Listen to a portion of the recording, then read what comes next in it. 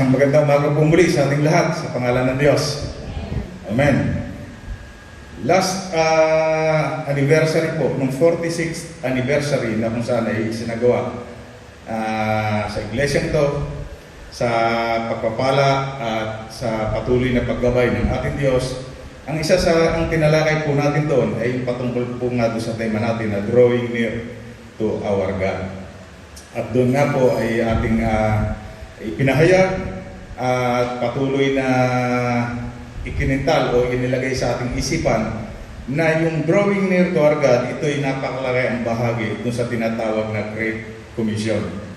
Yung dakilang atas ng ating Panginoong Sus sa lahat ng tao na sa Kanya ay nagsitanggap.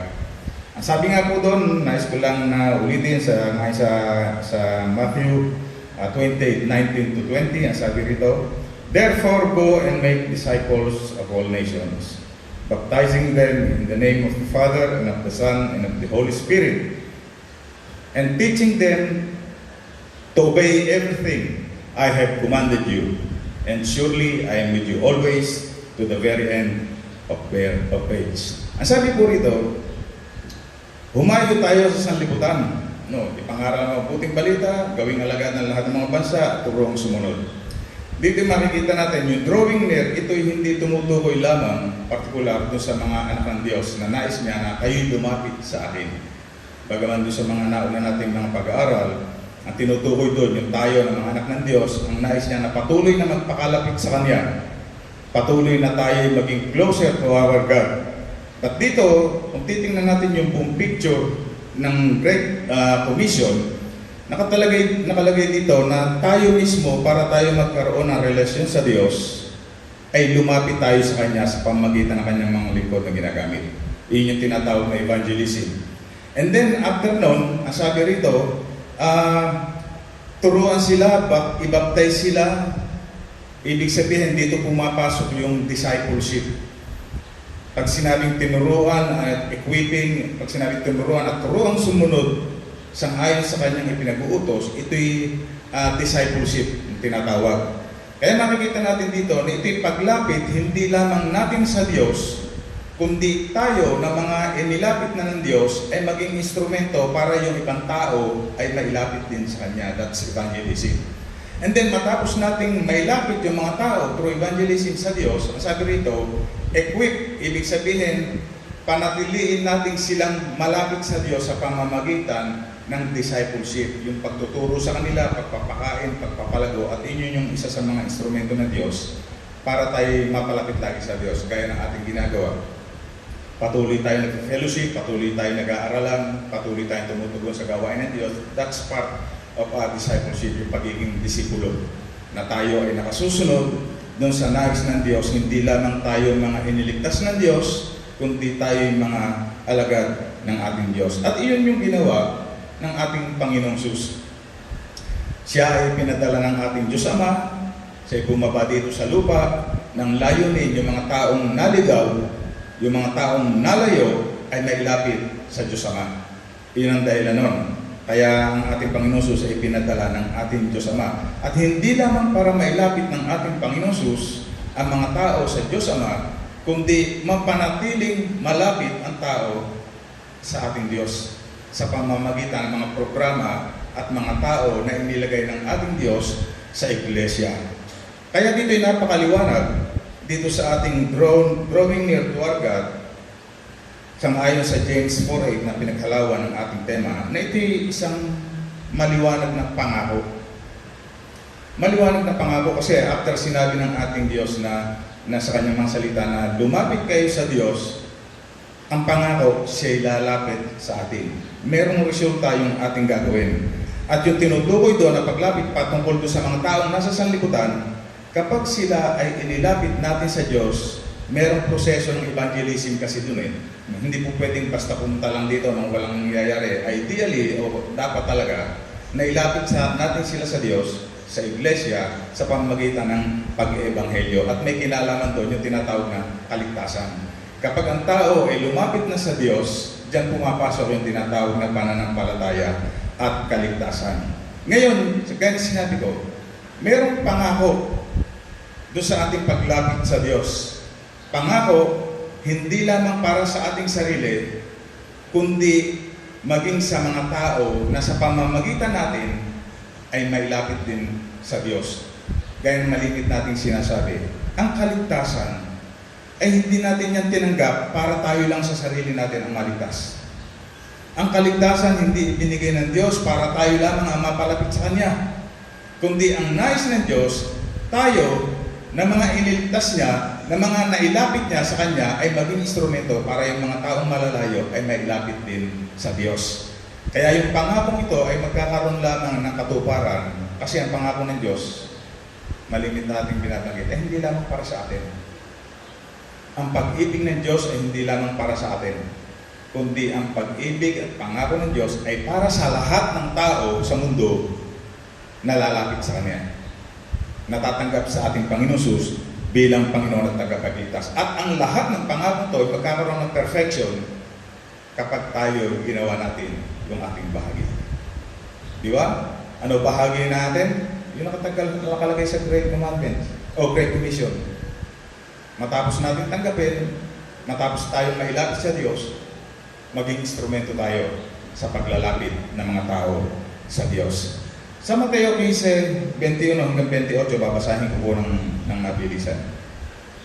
Umalis doon si Jesus at nagpunta sa lupaing malapit sa Tiro at Sidon.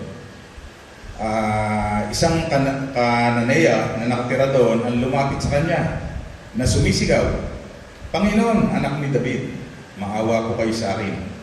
Ang anak kong babae ay sinasapian ng demonyo at labis na pinahihirapan ito." Ngunit sumagot si Jesus. Lumapit ang kanyang mga alagad at sinabi kay Jesus, "Paalisin nga po ninyo siya. Napakaingay niya at sunod ng sunod sa atin." Sumagot si Jesus, "Sa mga naliligaw na tupa ng sambahayan ng Israel lamang ako isinugo." Ngunit lumapit sa kanya ang babae, lumuhod at nagmakaawa. "Tulungan po ninyo ako, Panginoon." Sumagot si Jesus, "Hindi dapat kunin ang pagkain ng mga bata at ibigay sa mga aso." "Totoo nga po, Panginoon. Ngunit ang mga aso man ay kumakain ng mga mumong nalalaglag sa hapag ng kanilang Panginoon," tugon ng babae. At sinabi sa kanya Jesus, "Ginang, napakalaki ng iyong pananampalataya. Mangyayari ang hinihiling mo," at noon di gumaling ang kanyang anak. Dito sa pangyayaring ito, sa panahong ating Panginoong Jesus ay nagmi-ministeryo, nakatagpo niya itong babaeng ito na sang-ayon sa ating binasa, kaya siya pumunta sa ating Panginoong Jesus ay dahil para sa kagalingan ng kanyang anak na babae. Hindi ito isang Israelita. Ito'y hindi pa siya nako-convert. Hindi pa siya nagkakaroon ng tinatawag na relasyon sa Diyos. Kaya sabi ng ating Panginoong Jesus, hindi pwedeng ibigay sa aso yung para sa mga anak ng mga pagkain. Diba? Dito yung makikita natin na napakahalaga na makita natin yung picture kung paano yung drawing near to our God ay dito yung mismo ang ating Panginoon Jesus ang nag-initiate.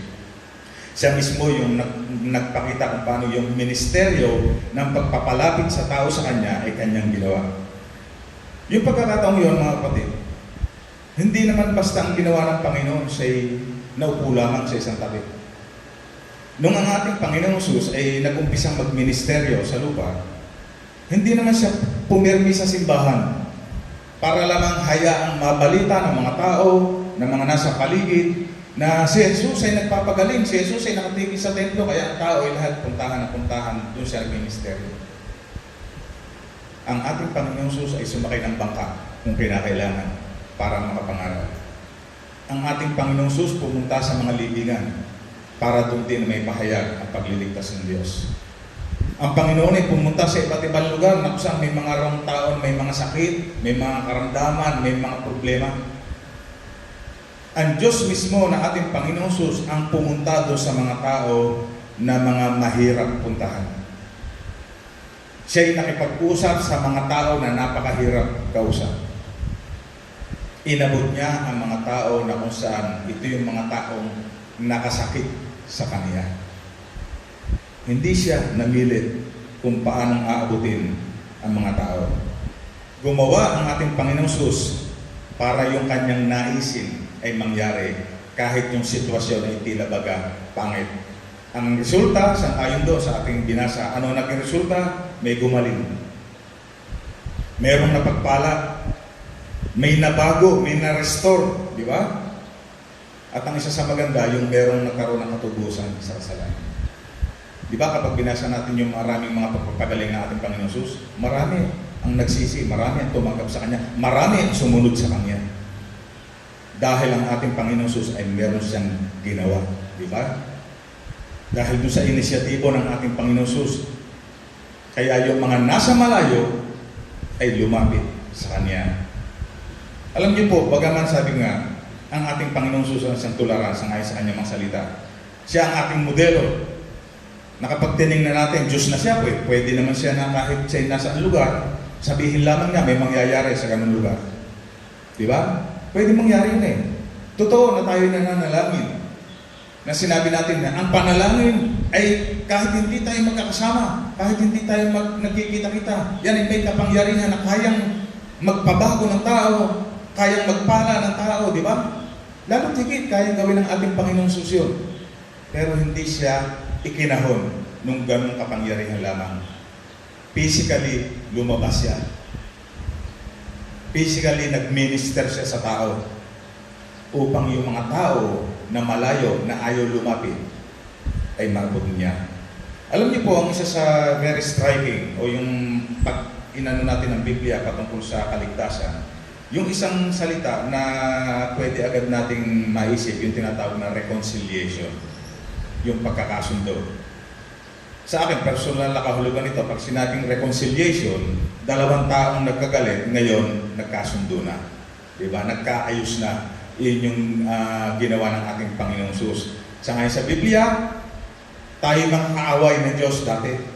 Di ba? Mga kaaway tayo. Pero bunga ng pagliligtas ng ating Panginoong Jesus, tinanggap natin siya bilang Panginoon tagapagligtas. Ano sabi ngayon? Kaibigan na natin siya. Di ba? Pero ang gumawa ng paraan na yun, walang iba kundi ang ating Panginoong Jesus. Hindi naman ang tao ang nakipagkasundo sa Kanya eh. Antimano, ang ating Panginoong Jesus ibinigay yung kanyang sarili, nag-offer agad ng pakikipagkasundo sa tao. Bagaman ang realidad nga lang talaga hanggang sa ngayon, napakaraming tao ayaw makipagkasundo sa Diyos. Hindi naman ang ibig sabihin yung literal na nakikipag-away kay Kristo, kundi hindi pa rin tinatanggap si Kristo bilang Panginoon at tagapagligtas.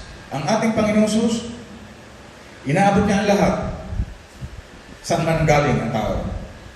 Ano man lahi, meron siya. Ano mang ugali, meron siya. Ano mang itsura, meron siya. Ano mang kapintasan, meron siya. Ano man ang kalalagayan niya sa buhay, walang pinili ang ating Panginoon Jesus. Lahat yon, gumawa siya ng paraan para maabot niya. Kasi ang pinaka layunin ng pagparito ng ating Panginoon Jesus, pagliligtas ng lahat ng tao. Amin po ba? Amin po ba? Palakpakan naman po natin Diyos. Dito makikita natin na kung tayo ay hindi magiging mapag-obserba o yung magiging passive tayo sa ating buhay spiritual, maaaring ang mangyari sa atin ay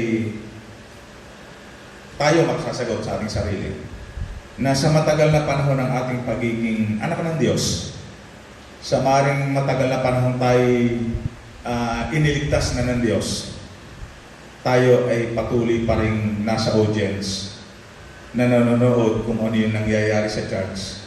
Pinapanood kung paano dumadami ang church. May mga nakikita tayong dumarating na bago, may mga umaalis din. Yun yung nagiging kalalagayan natin na tayo ay nag-aantay lamang na opportunity. Gaya na sinabi ko, hindi nag-antay ng opportunity ang ating Panginoon Jesus.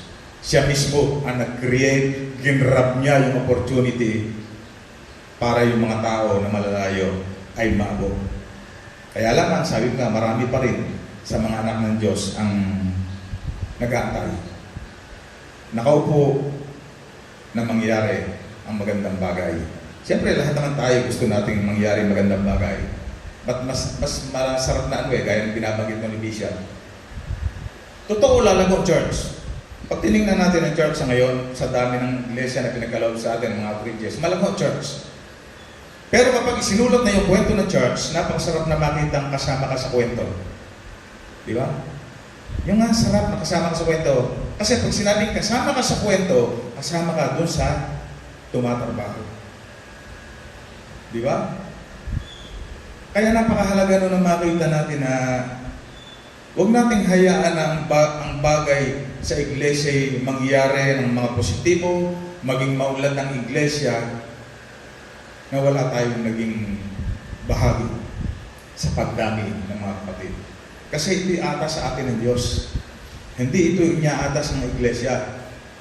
Ito'y ipinupursige ng iglesia kasi ito yung inyuutos ng ating Diyos na gawin natin. At sa umagang ito'y ipinaalala sa atin. Alam niyo po yung drawing near to our God, mangyayari lamang yan sa buhay natin, individual, bilang anak ng Diyos. Kapag tayo sa ating sarili lumapit at naging instrumento tayo sa paglapit ng iba. Yun po yung perfect. Maganda po na tayo lumalapit sa pamagitan ng gawain nito tayo dumadalo. Tama po yan. Pero mas nais ng Diyos na matapos tayong lumapit, maging instrumento tayo sa paglapit ng maraming tao. Kaya sabi nga, maraming churches. Kami po sa amin pong paglilingkod, pag-iikot, gaya nga po ng inyong lingkod ay kasama nga po dito sa LGM. Marami kaming napupuntahan mga churches talaga. Talagang salamat sa Diyos kasi pag tinignan mo ang iglesia sa kabila ng pandemya na ating dinaanan, patuloy na nagiging matatag ang Diyos. Palakpakan naman natin Diyos. Patuloy na nagiging matatag ang iglesia dahil sa Diyos. Salamat sa Kanya na patuloy na umaalala sa iglesia. Bagaman hindi naman nawawala yung talagang problema. But pag tinignan natin yung problema at saka yung magandang bagay, still, kita natin yung pagpapala ng Diyos. Pero pag tinignan nyo yung maraming churches, yung mga binabanggit natin ito yung naging kalalagayan. Ito yung naging kalalagayan. Na yung pagdami ng iglesia ay dahil sa nanganak ang kapatid, nanganak si pastor, nanganak yung elder, nanganak yung mga deacons, lahat. Hindi yung dahil sa may lumabas.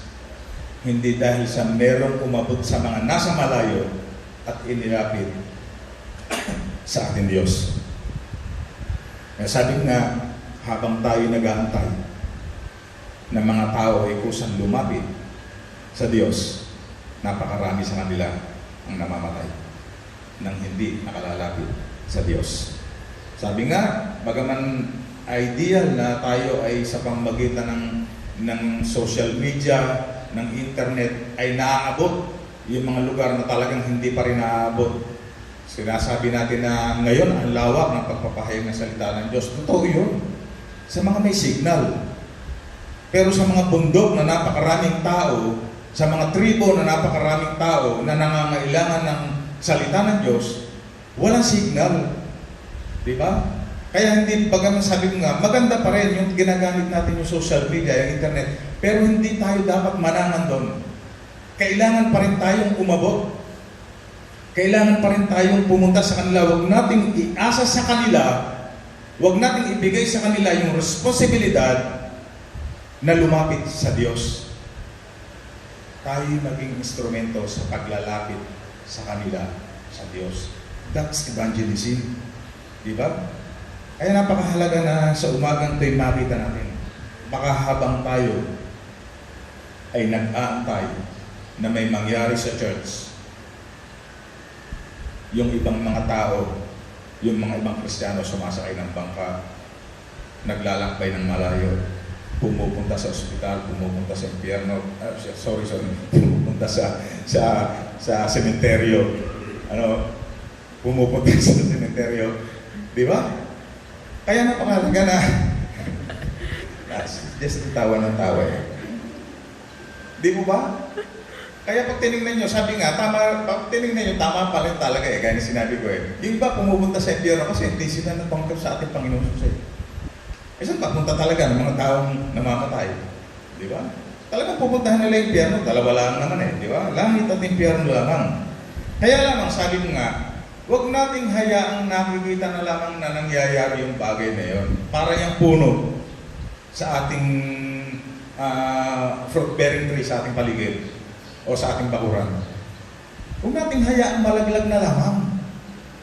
abutin natin, pitasin natin para mapakinabangan. Kasi pag yan ay hindi natin inabot, hindi natin pinuntahan, mahihinog yan, malalaglag ng puso. Kaya sa Biblia may sinasabing panahon ng pag-aani. Hindi ka pwedeng napakaaga, hindi ka pwedeng huli. Pag nakita mong nagbunga agad ang iyong saging, ang ginawa mo agad ay pinuntahan mo, hilaw yan. Yan yung sinasabi sa Biblia na hasigan mo man ang salita ng Diyos, hindi siya makatatanggap kasi bato. Karsada pa ang sitwasyon. Kinakailangan yung timing nasa tama. Na siya ay it's either na manibalang na may hinog na sa pagpilitas o di kaya yung tamang hinog na pipitasin mo. Pero pag ikaw ay late na pupunta at aabutin yan, wala yan. Hindi mo pakikinabangan ang overripe na prutas. Kung meron mga ibang prutas na napakikinabang kahit overripe, pero generally speaking, hindi na. Diba? Wala na yung kapakinabangan. Kaya ganun din. Kaya tayo patuloy na ginagamit o pinaalalahanan ng Diyos. Wala namang ibang gagamitin ng Diyos, kundi tayo. Sabihin mo sa katabi mo, kapatid. Sige, tingnan mo, sabihin mo, kapatid. Tayo yun. Biblical po yun. Yung sinasabi ko, yan ang sinasabi sa Biblia. Tayo ang aabot. Kaya ba ng Diyos yun? Kaya-kaya niya. Kaya lamang ipinagkatiwala niya nga sa atin eh. Bilang instrumento niya eh, di ba? Ganun ang Diyos eh. Binigyan tayo ng responsibilidad ng kalayaan. Kaya sabi ko nga, patuloy na makita natin to. Doon sa ginawa ng ating Panginoong Sus, doon sa babaeng may anak na dalagang may sakit, ano ang nagresulta? Yung babaeng hindi naman Israelita, malayo sa Diyos, naging malapit sa pamagitan ng tinatawag na pagpapagaling. Yung babae, yung nanay na hindi naman bahagi sa mga kaibigan ni Kristo ay naging kaibigan na niya. Ito yung dapat na maging bahagi natin sa buhay ng mga tao. Hindi bahagi lamang natin sa ating sariling buhay. Ang isa pa sa pangyayari sa Biblia, yun nakatala sa Genesis 45, unang hanggang 15. Ito'y very popular sa buhay po ni Jose at sa kanyang mga kapatid. Nais kong basahin for the sake ng mga tao, ng mga kapatid na hindi masyadong particular dito. Ang sabi po rito, hindi na mapigil ni Jose ang kanyang damdamin, kaya't pinaalis niya ang kanyang mga tagapaglingkod na naroon. Nang sila na lamang ang naroon, ipinagtapat ni Jose sa kanyang mga kapatid kung sino siya. Sa lakas ng kanyang iyak, narinig siya ng mga Ehipsyo, kaya't ang balita ay mabilis na nakarating sa palasyo. Ako si Jose, ang pagtatapat niya sa kanyang mga kapatid. Buhay pa bang talaga ang ating ama? Nagulantang sila sa kanilang narinig at hindi makasagot. Lumapit kayo, sabi ni Jose. Lumapit nga sila at nagpatuloy siya sa pagsasalita. Ako nga si Jose, ang inyong kapatid na ipinagbili ninyo sa Ehipto. Ngunit huwag niyong ikalungkot ang nangyari. Huwag niyong sisihin ang inyong sarili sa ginawa ninyo sa akin.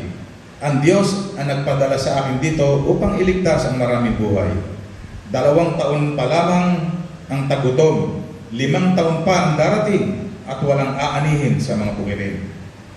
Pinauna ako rito ng Diyos upang huwag malipol ang ating lahi. Kaya hindi kayo, kundi ang Diyos ang nagpadala sa akin dito. Ginawa niya akong tagapayo ng Faraon, tagapangasiwa ng kanyang sambahayan at tagapamahala ng buong Ehipto. Sinabi pa ni Jose, bumalik kayo agad sa ating ama at ibalita ninyo na ako ang pinagmahala ng Diyos sa buong Ehipto. Sabihin ninyong pumarito agad siya sa lalong madaling panahon. Doon siya titira sa lupain ng Goshen para mapalapit sa akin. Ang lahat niyang mga anak, mga apo, mga tupa, kambing, baka at lahat ng inyong mga ari-arian ay kanyang dalhin. Doon mapangangalagaan ko kayo. 5 taon pa ang tagutom at hindi ko gustong makita ang sino man sa inyo na naghihirap. Kitang-kita ninyo ngayon, pati ikaw, Benjamin, na ako talaga si Jose. Ibalita ninyo sa ating ama ang taglay kong kapangyarihan dito sa Ehipto at ikuwento ninyo ang lahat ninyong nakita. Hinihintay ko siya sa lalong madaling panahon. Umiiyak niyang niyakap si Benjamin at ito na may umiyak ding yumakap kay Jose. Patuloy siyang umiyak habang isa-isang hinahagkan ang kanyang mga kapatid. Dito yung pangyayaring ito, bago nangyari po ito na si Jose at yung kanyang mga kapatid ay nagpunta na ng Ehipto. Ang nangyari sa kanya, yung kanyang mga kapatid, siya ay alam naman natin na siya ay pinagbalakang patayin. Dahil to sa galit, dahil sa inggit ng mga kapatid. Hindi ganun kadali, di ba? Yung tayo nga, yung kaibigan lamang natin, ang nagalit sa atin, nagplano ng hindi maganda sa atin, o di kaya yung kapitbahay, o di kaya yung kakilala. Di ba? Tayo masama na loob. What more kung ang gagawa sa atin ay kadugo mismo natin. Hindi ganun kadali yun. Di ba? Hindi ganun kadali na tayo ay hindi lamang basta agawan ng karapatan, hindi lamang basta pagsalita ng masakit, kundi yung tayo pagplanuhan patayin ng ating mahal sa buhay. Hindi ganun kadali yun. At dahil nga doon si Jose ay inihulog nila sa balon, to make the long story short, siya ay ipinagpili sa mga Ehipto, sa mga Egyptyo, at nakarating siya sa Ehipto. At doon nga, dahil sa patnubay ng Diyos at sa plano ng Diyos, siya ay naging tagapamahala ng buong Ehipto. Hindi po Israel yun. Hindi siya lehitimong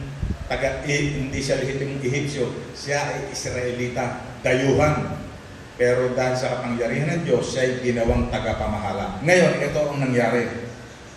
Di ba makikita natin na kung si Jose ang tatanungin, mahirap ang reconciliation.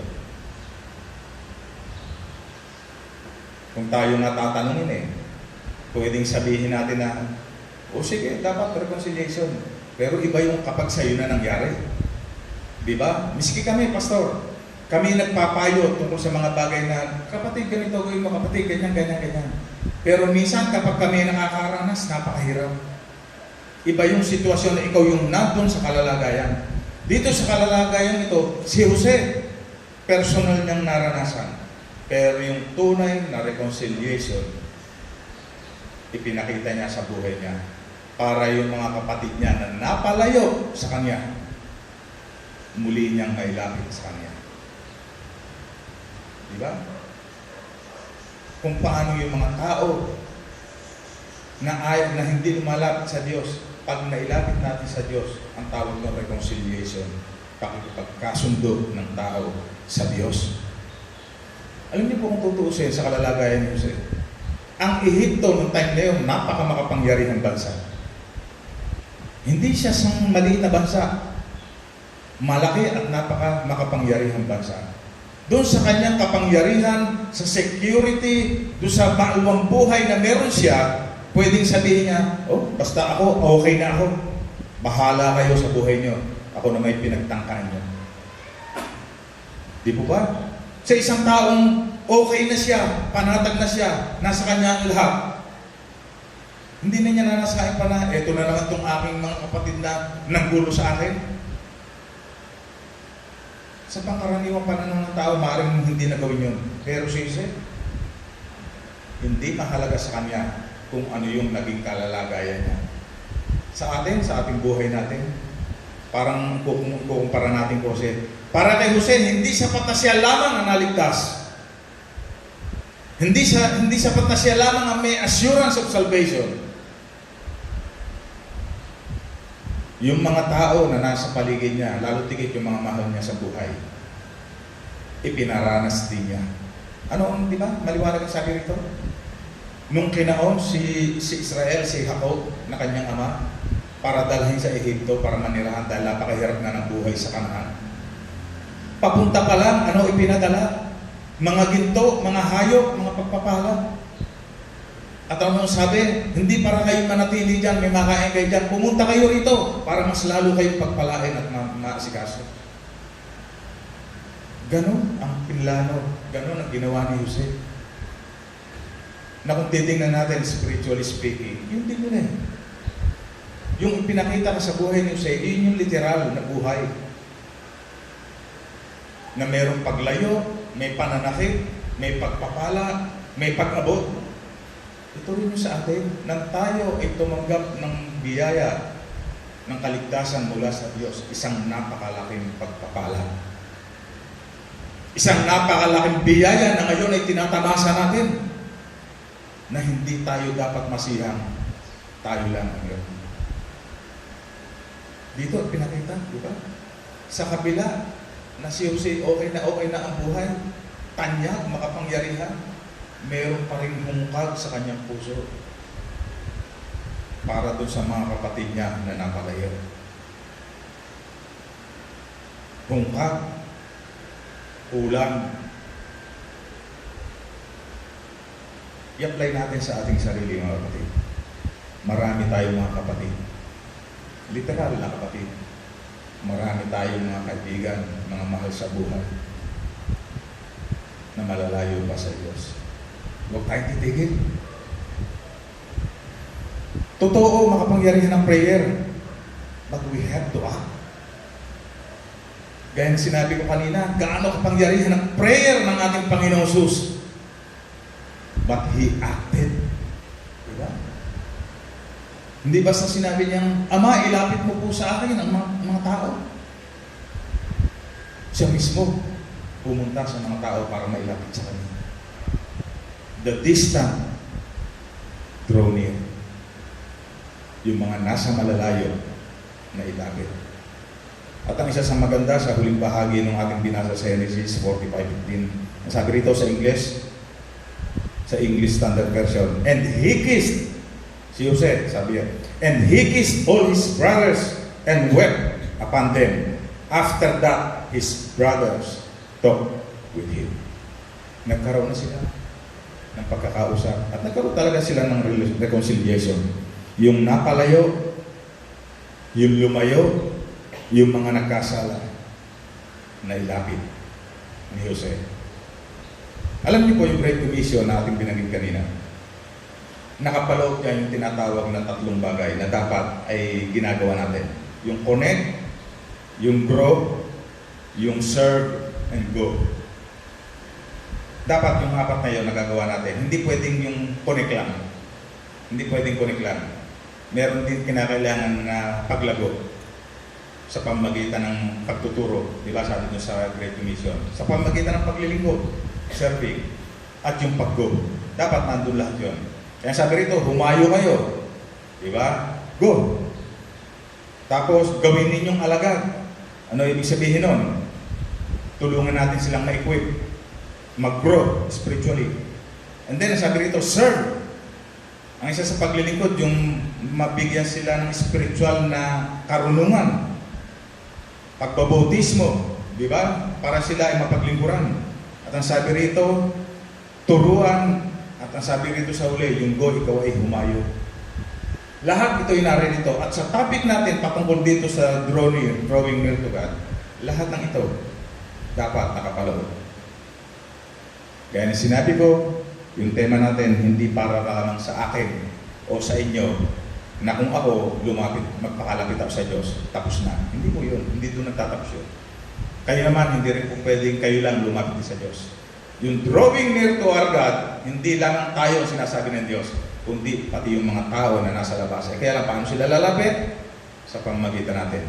Isang statistics, sa ngayon sa pag-aaral ng isang Christian resource na pangalan po ay Lifeway, pag inyong ni-research.